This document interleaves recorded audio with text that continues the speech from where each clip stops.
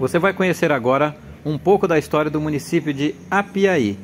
Curiosidades como a origem desse nome, como o município foi criado, o seu contexto histórico escravista e como o município se tornou uma cidade turística, além de atrações que você vai poder encontrar no local. Eu vou falar a respeito também nesse vídeo.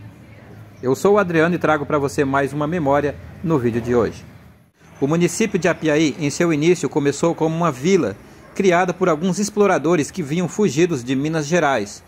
O município foi fundado por Thomas Batista, juntamente com seu sogro e cunhado.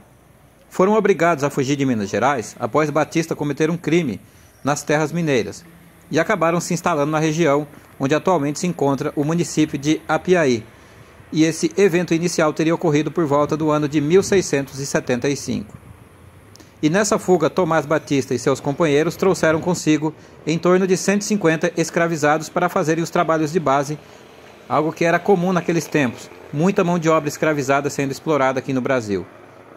Após muito caminharem e chegarem nessa região, acabaram criando um povoado que a princípio foi chamado de Santo Antônio das Minas, isso em 1675. E no ano de 1770, o município conseguiu a documentação necessária para elevar a categoria do povoado à condição de vila. E essa vila foi chamada então de Santo Antônio das Minas de Apiaí. Apiaí é uma palavra de origem indígena e que significa Rio dos Índios. A exploração intensiva da área começou em 1885, quando a empresa Resende e Companhia encomendou pesquisas que apontaram a viabilidade econômica da propriedade do Morro do Ouro. Várias tentativas de exploração da mina não surtiram os efeitos esperados, até que em 1922, David Carlos McKnight e seus sócios adquiriram as propriedades do Morro do Ouro e Água Limpa, abrindo em torno de 1.600 metros de galeria e recuperando 6,5 kg de ouro por meio de amalgamação, até o ano de 1924. O metal recuperado tinha em torno de 76% do ouro e 24% de prata.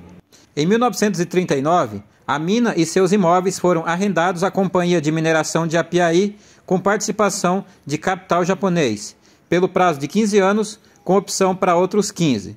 No prazo de um ano, foram abertos 2.500 metros de galeria, de onde foram retirados cerca de 10.000 toneladas de minério e, segundo registros do CPRM, as reservas de jazidas foram estimadas em 10 milhões de toneladas de minério, e o tratamento desse minério consiste na britagem, moagem e recuperação do ouro grosso por amalgamação com mercúrio.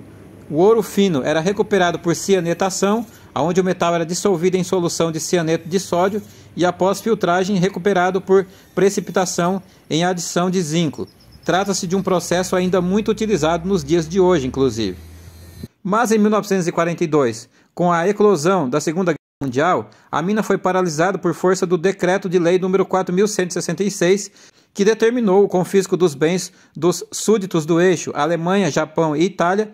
Em 1945, foi determinada a liquidação extrajudicial da empresa, mas em 1960, a União reconheceu que os legítimos donos da empresa não eram os súditos do eixo, devolvendo o remanescente do empreendimento à Companhia de Mineração de Apiaí. Porém, a longa paralisação havia provocado um colapso no sistema subterrâneo das galerias, inviabilizando a reinicialização da lava conforme o plano original. Somando-se a isso, as condições desfavoráveis do mercado do ouro na época levaram a empresa a abandonar o empreendimento. E como eu estou ilustrando para você nessas imagens, houve uma grande exploração da mão de obra escravizada nessa região para a exploração aurífera. Como em qualquer momento da história do Brasil, o trabalho de base não é feito senão por mãos exploradas, e naquela ocasião a mão de obra explorada era de pessoas negras na condição de escravizadas que eram trazidas contra sua vontade da África para o Brasil. Falando um pouco então da perspectiva turística do local, em 2003 começou um projeto de exploração das potencialidades turísticas do Morro do Ouro, assim como ficou conhecida essa região. O processo turístico do município começa quando o geólogo Hélio Shimada, do Instituto Geólogo, órgão da Secretaria do Meio Ambiente, propôs à Prefeitura de Apiaí o aproveitamento turístico da mina, seguindo o exemplo de experiências de sucesso de outros países. O geólogo citou ainda o exemplo do Parque das Pedreiras, em Curitiba, no Paraná, reconhecido internacionalmente como exemplo de recuperação ambiental de áreas degradadas. Dentro desse processo de potencialização turístico, criou-se o Parque Natural Municipal do Morro do Ouro, com uma área de 540 hectares. Hoje, após a implantação de uma estrutura que inclui trilhas de caminhada e um centro de informação, a antiga mina constitui um importante atrativo turístico.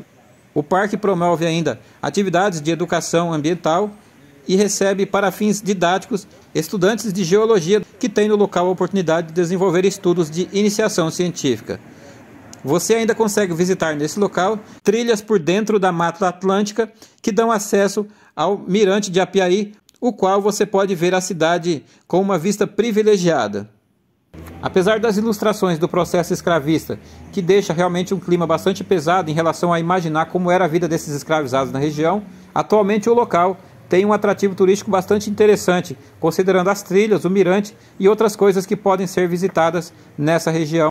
E caso você tenha interesse em saber mais sobre o município e até mesmo visitar o local, Apiaí fica localizada próxima de Itapeva e até mesmo fica na divisa do Paraná, tendo como referência o município de Adrianópolis.